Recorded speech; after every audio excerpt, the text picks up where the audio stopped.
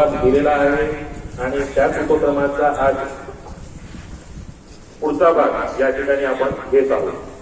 तर या उपक्रमांतर्गत आज जो उपक्रम घ्यायचा आहे, कोणता उपक्रम आहे आपला? हात धुण्याचं प्रात्यक्षिक करायचं आहे.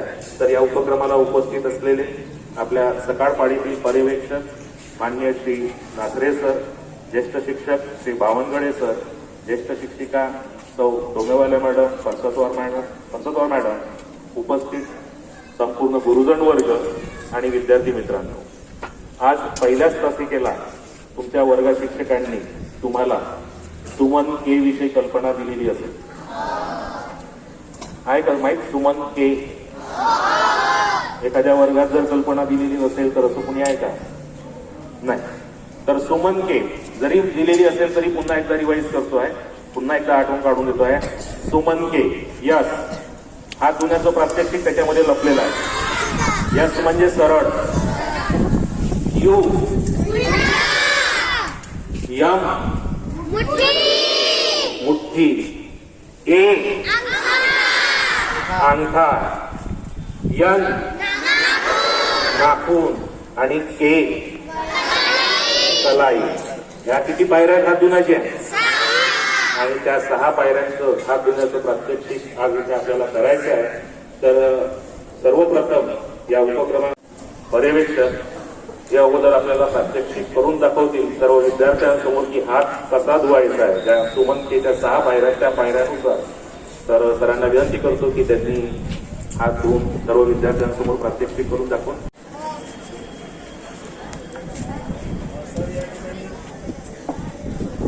पहिली पायरी, हात धुण्याची पहिली पायरी, सीधा, उलटा.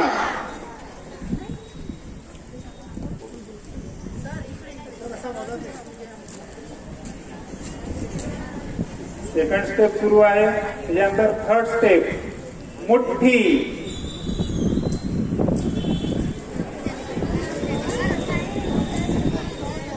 मुठ्ठी, अंगठा, नाही अंगठा,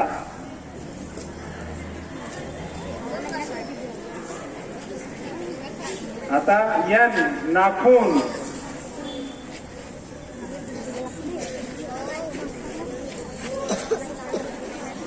आता काय राहिला?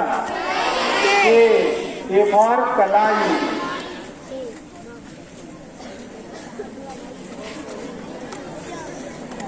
आणि के नंतर आहे मग पुन्हा टी, धुलाई.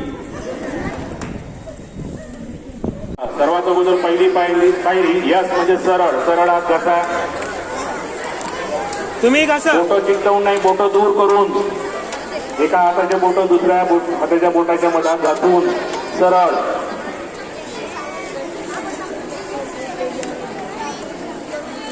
यू उलटे, उलट्या हात कसा? बोटं दूर दूर करून बोटाच्या मधात दुसऱ्या हाताचे बोटं घालून अगोदर एक हात डावा किंवा उजवा, तो झाल्यानंतर दुसऱ्या हातात हात बदलवायचा. यम मुठ्ठी, मुठ्ठी,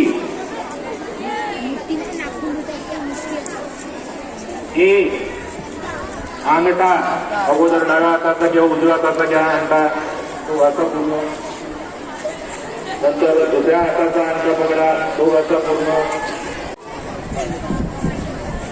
यन नाखून, कोणत्याही एका हाताचे नाखून दुसऱ्या हाताच्या तळहातावर जातात. दुसऱ्या हाताचे नाखून घ्या, ते घासा. असले. त्यानंतर शेवटची पायरी के कलाई, मनगट, मनगट पकडाई, ते घासा गोलाकार. दुसऱ्या हाताचं मनगट पकडा, ते घासा गोलाकार.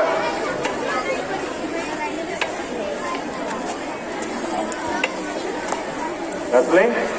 आणि आता शेवटी पाणी टाकून हात धुवून घ्या. तर दररोज आपल्याला घरी याच पद्धतीने हात धुवायचे असतात. जेवण करण्याच्या अगोदर, नेहमी याच पद्धतीने हात धुवायला हवे, जेणेकरून आपल्या पूर्ण हाताची मोड, जीवाणू जे काही आपल्या हाताला लागलेले असतील, नखाच्या आतमधला मोड हे पूर्णपणे निघून जाईल. कळलं काय?